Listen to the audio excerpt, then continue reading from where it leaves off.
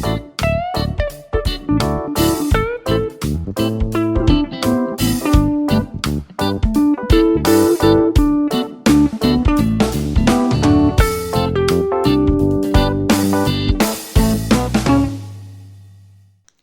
കൂട്ടുകാരെ, ഞാനിന്നിവിടെ ഉണ്ടാക്കാൻ പോകുന്നത് നല്ല നാടൻ ഒരു കോഴിക്കറി കേട്ടോ.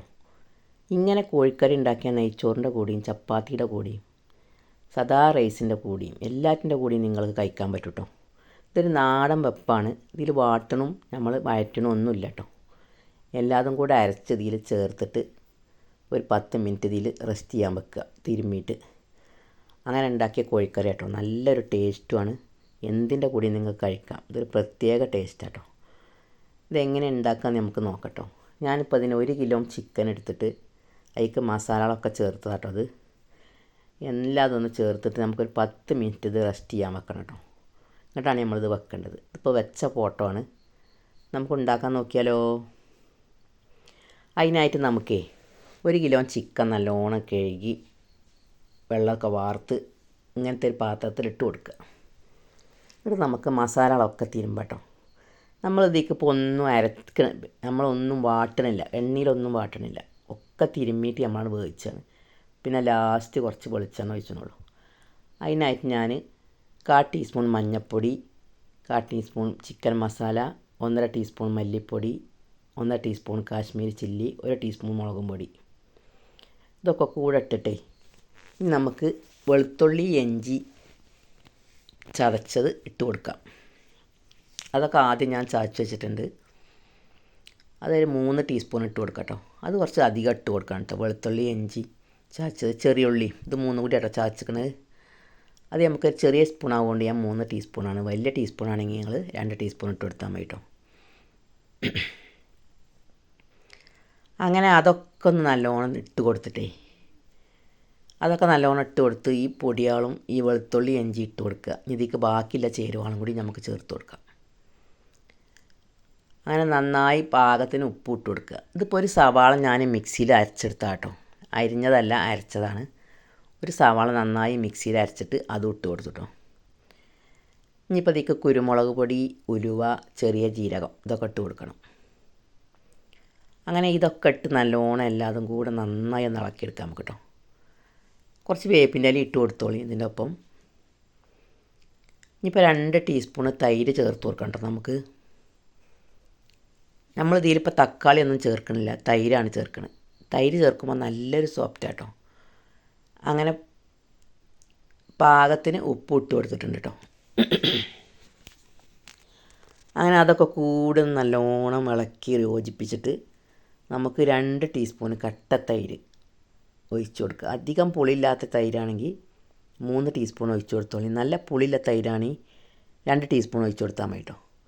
അപ്പോൾ നമ്മൾ തക്കാളി ഇടേണ്ട ആവശ്യമില്ല. ഇനി പെരുംജീരകത്തിൻ്റെ പൊടി ഉണ്ടല്ലോ, വലിയ ജീരകം പൊടിച്ചതുണ്ട്, അതൊരു ടീസ്പൂൺ ഇട്ട് കൊടുത്തിട്ടുണ്ട്.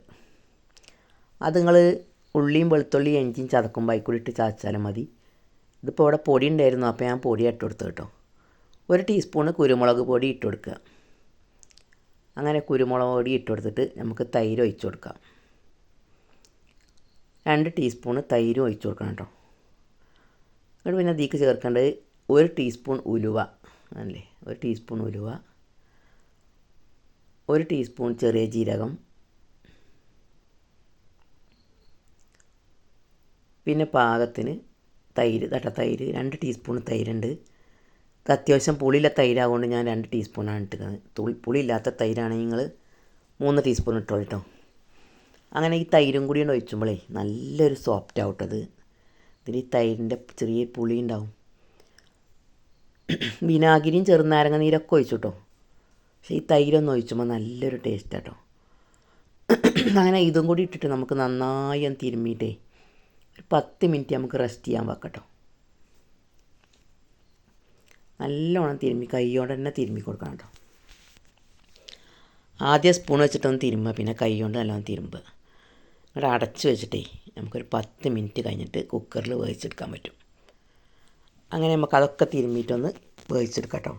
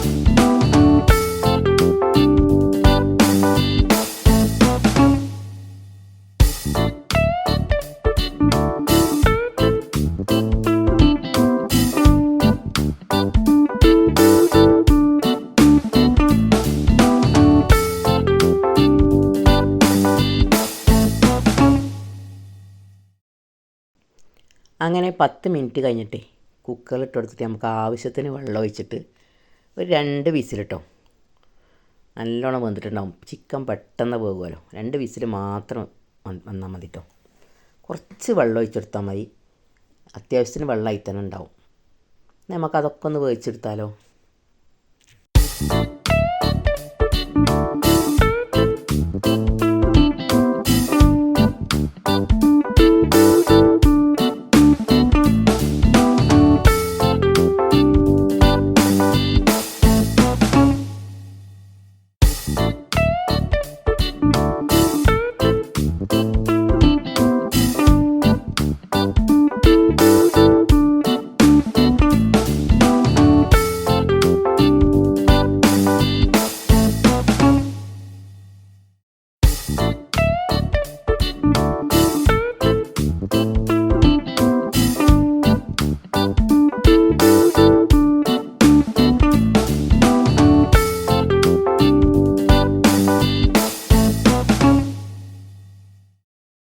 അങ്ങനെ ഗെയ്സ് ഒക്കെ വെന്തിട്ട് നമ്മൾ പാത്രത്തിലേക്ക് മാറ്റിയിട്ടേ വെള്ളം അധികം ഉണ്ടെങ്കിൽ ഒന്ന് വറ്റിച്ചെടുത്തോളൂ. ഇതിലിപ്പോൾ വെള്ളമൊക്കെ പാകമാണ്. വേപ്പിൻ്റെ ഇലയും മല്ലിയിലയും ഇട്ടിട്ട് കുറച്ച് പച്ച വെളിച്ചെണ്ണ ലാസ്റ്റ് ഒഴിച്ച് കൊടുക്കട്ടോ. നല്ല അടിപൊളി കോഴിക്കറി റെഡി ആയിട്ടുണ്ട്. എല്ലാവരും ഉണ്ടാക്കി നോക്കൊണ്ടു. ഉണ്ടാക്കി നോക്കിയിട്ട് ഫീഡ്ബാക്ക് അറിയിക്കൊണ്ടു. വീഡിയോ ഇഷ്ടമായ ലൈക്ക് ചെയ്ത് ഇതുവരെ സബ്സ്ക്രൈബ് ചെയ്യാത്തവരൊക്കെ ആ കുഞ്ഞ് ബെല്ലൈക്കണൊക്കെ ഒന്ന് അമർത്തിയിട്ട് നമ്മളെന്ന് സപ്പോർട്ടാക്കൊണ്ടു. ഇതിപ്പോൾ കുറച്ച് വെള്ളം ഉണ്ടെങ്കിൽ ഞാൻ വറ്റിച്ചെടുക്കുകയാണ്. അപ്പോൾ കുറച്ച് വേപ്പിൻ്റെ ഇലയും കുറച്ച് മല്ലിയിലയും കുറച്ച് വെളിച്ചെണ്ണയും കൂടി ഒഴിച്ച് കൊടുത്തിട്ട് നല്ല അടിപൊളി ടേസ്റ്റാക്കാരം. നല്ല കുറുകിയ ചാറോടുകൂടെ ചിക്കൻ കറി റെഡി ആയിട്ടുണ്ട്. നാടൻ വെപ്പാണിത്. നിങ്ങളെല്ലാവരും ഉണ്ടാക്കി നോക്കിയിട്ട് ഫീഡ്ബാക്ക് അറിയിക്കൊണ്ടു. വീഡിയോ ഇഷ്ടമായാൽ നമ്മളൊന്ന് ലൈക്ക് ചെയ്ത് ആ ബെല്ലൈക്കനൊക്കെ ഒന്ന് അമർത്തി ഇതുവരെ സബ്സ്ക്രൈബ് ചെയ്യാത്തവർക്കൊന്ന് സബ്സ്ക്രൈബ് ചെയ്യുകൊണ്ടു. അങ്ങനെ വീഡിയോ സ്കിപ്പ് ചെയ്യാതെ കാണുന്നുണ്ടു എല്ലാ കൂട്ടുകാരും. നന്ദി, നമസ്കാരം. അടുത്ത വീഡിയോയുമായി വരാം. Thank you for watch. വീഡിയോയിലേക്ക് പോയാലോ നമുക്ക്.